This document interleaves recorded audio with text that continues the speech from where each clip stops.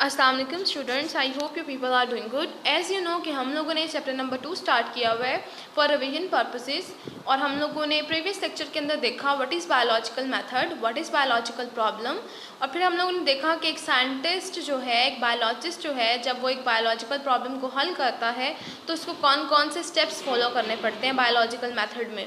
उसमें हम लोगों ने डिफरेंट स्टेप्स के नाम पढ़े थे। पहला स्टेप हम लोगों ने पढ़ा आइडेंटिफिकेशन और recognization of biological problem.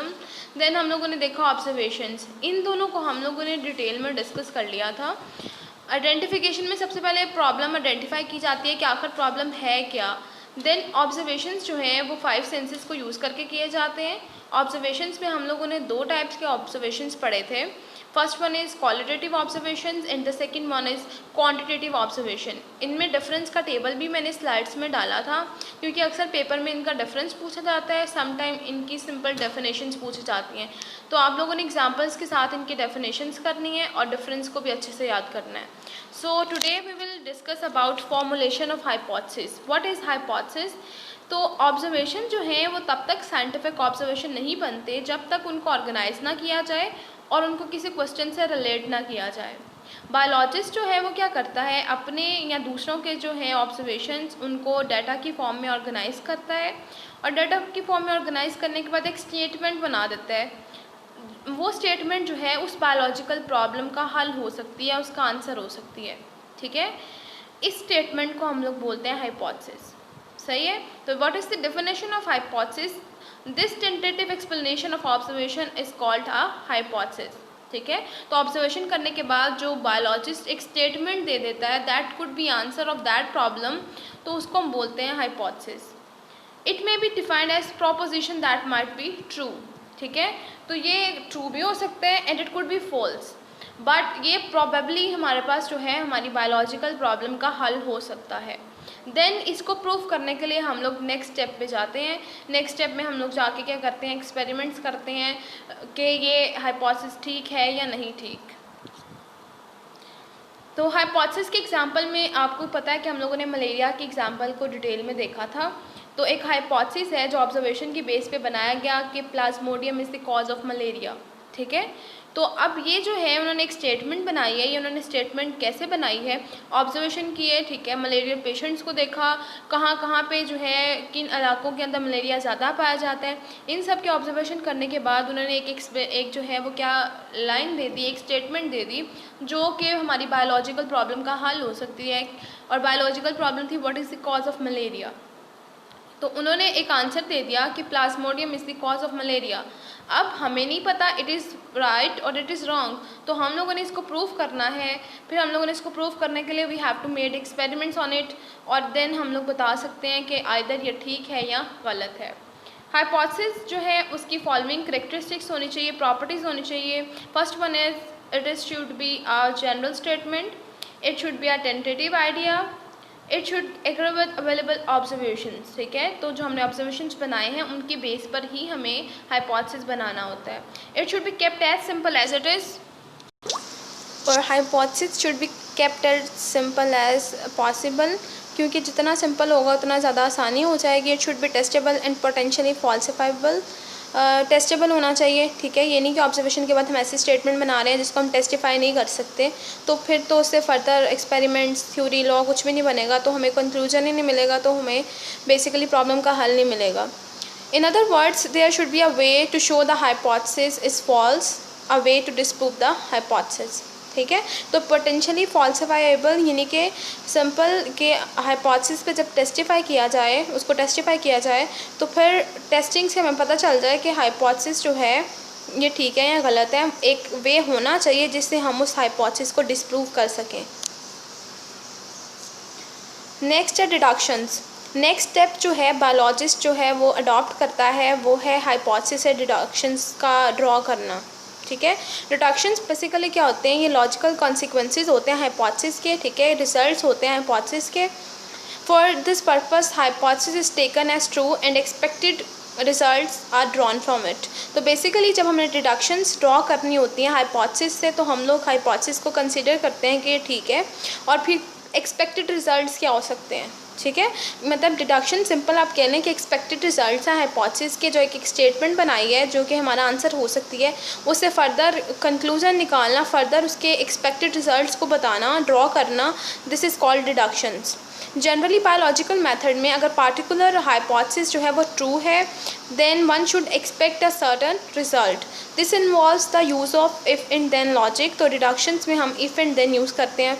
For example जैसे हमने मलेरिया की बात की थी, तो मलेरिया में हमने हाइपोथेसिस बताया कि Plasmodium is the cause of malaria. अब इससे हमने जो डिडक्शन ड्रॉ की वो हमने कहा कि if plasmodium is the cause of malaria, then every patient of malaria should have plasmodium in his और हर ब्लड। ठीक है, तो अब देखिए हमने इफ़ और देन की जो है वो यूज़ किए हैं, टर्म्स यूज़ किए हैं, लॉजिक यूज़ किए हैं, और फिर हम लोगों ने जो है डिडक्शन को ड्रॉ किया है। अब deduction could be the expected result of the hypothesis. Next है एक्सपेरिमेंटेशन। तो एक्सपेरिमेंटेशन नाम से पता चल रहा है ये मोस्ट बेसिक स्टेप है बायोलॉजिकल मेथड का। ठीक है, बायोलॉजिस्ट क्या करता है, हाइपोथेसिस को प्रूव करने के लिए या डिसप्रूव करने के लिए एक्सपेरिमेंट्स परफॉर्म करता है। Deductions which are drawn from hypothesis are subjected to rigorous testing, यानी कि जो हमने डिडक्शंस निकाली हैं उन पे हम लोग टेस्टिंग करते हैं, बहुत सॉलिड किस्म की टेस्टिंग करते हैं। ये नहीं कि एक टेस्ट किया, दो टेस्ट किए, हमें बहुत ज़्यादा, हम लोग मल्टीपल टाइम्स जो है वो एक्सपेरिमेंट्स परफॉर्म करते हैं।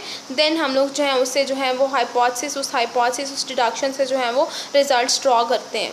थ्रू आउट एक्सपेरिमेंटेशन बायोलॉजिस्ट जो है वो ये देखता है कि हाइपोथेसिस करेक्ट है या हाइपोथेसिस इनकरेक्ट है। अगर करेक्ट है तो फर्दर जो है वो उस पर एक्सपेरिमेंट्स को कैरी ऑन रखता है। ठीक है, और कैरी ऑन रखने के बाद जो है फर्दर स्टेप जो हम थ्योरी और लॉ का पढ़ेंगे, आपको पता है थ्योरी बन जाएगी अगर वो हाइपोथेसिस जो है वो टेस्टिंग से जो है फॉल्सिफाइड नहीं हुआ, गलत साबित नहीं हुआ। और अगर इनकरेक्ट होता है या रिजेक्ट हो जाता है, ठीक है, इनकरेक्ट होगा तो ऑब्वियस सी बात हमने इसको रिजेक्ट कर देना। जब वो रिजेक्ट हो जाएगा तो फिर हम उसको क्या करेंगे, वैसे उसकी मतलब उसकी ऑब्जर्वेशन सब कुछ को जो है छोड़ देंगे, इग्नोर कर देंगे टोटली। और जो हाइपोथेसिस जो है वो प्रूफ हो जाता है, करेक्ट होता है, ठीक है, उसको हम लोग एक्सेप्ट कर लेते हैं। एक्सेप्टेड हाइपोथेसिस जो है उससे फर्दर प्रेडिक्शंस बनाई जाती हैं। ठीक है, जो कि हमें फर्दर टेस्टिंग जो है उसके लिए इम्पॉर्टेंट वे प्रोवाइड करती है। Summarization of results. बायोलॉजिस्ट क्या करता है कि एक्चुअल जो डाटा है, क्वांटिटेटिव डाटा जो एक्सपेरिमेंट से उसको मिलता है, उसको इकट्ठा करता है। Data for each of the groups are then averaged and compare statistically. ठीक है, हम लोग फिर क्या करते हैं, जो डाटा हमें मिला है डिफरेंट ग्रुप से, ठीक है, हर ग्रुप से उसकी एवरेज लेते हैं और उसको कंपेयर करते हैं।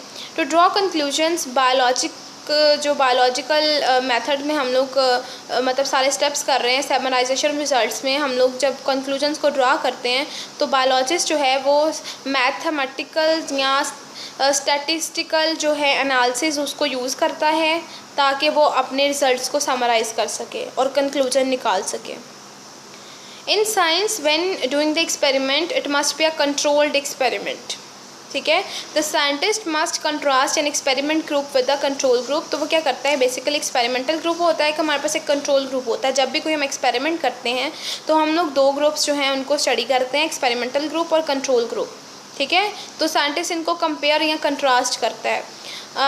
The two groups are treated exactly alike except for the one variable being tested। ठीक है, हमने जिस चीज़ की टेस्टिंग करनी है, फॉर एग्जांपल अगर हम प्लांट की बात कर रहे हैं, हमने कार्बन डाइऑक्साइड की जो है नीड की बात करनी है या फिर हम लोगों ने सनलाइट की, तो हम लोग क्या करते हैं, दोनों ग्रुप्स जो है एक्सपेरिमेंटल ग्रुप, कंट्रोल ग्रुप, दोनों को सेम कंडीशंस प्रोवाइड करते हैं, हर चीज़ प्रोवाइड करेंगे एक्सेप्ट द वेरिएबल जो हमने टेस्ट करना है। फॉर एग्जांपल अगर हमने कॉन्सनट्रेशन ऑफ कार्बन डाइऑक्साइड का इफेक्ट जो है उसको स्टडी करना है, तो फिर हम लोग जो है एक को कार्बन डाइऑक्साइड जो है वो नहीं देंगे और दूसरे को प्रोवाइड करेंगे, तभी हमें पता चलेगा कि कार्बन डाइऑक्साइड का क्या इफेक्ट होता है, उसकी कॉन्सेंट्रेशन का क्या इफेक्ट है।